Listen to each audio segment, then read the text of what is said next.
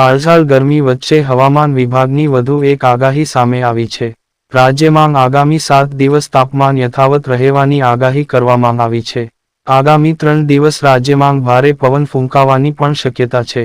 તો બનાસકાંઠા, પાટણ, કચ્છ, સુરેન્દ્રનગર સહિતના વિસ્તારમાં 25થી 30 કિલોમીટર પ્રતિ કલાકની ઝડપે ફૂંકાઈ શકે પવન છે।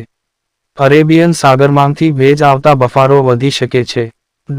પરેશ ગોસ્વામીની આગાહી। હવામાન નિષ્ણાત પરેશ ગોસ્વામીએ જૂન મહિનામાં ગરમી, પ્રી મોન્સૂન અને ચોમાસું ક્યારે બેસશે તે અંગેની આગાહી કરી છે।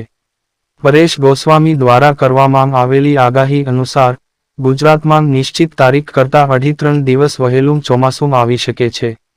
જણાવી દઈએ કે હવામાન વિભાગે રાજ્યમાં ચોમાસું 15 જૂનથી શરૂ થવાની આગાહી કરી છે।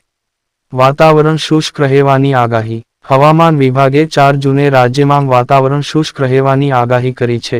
સાથે જ આગાહીમાં જણાવ્યું છે કે કચ્છમાં 35થી 39 ડિગ્રી તાપમાન અને ભુજમાં 38થી 40 ડિગ્રી તાપમાન રહેવાની સંભાવના છે।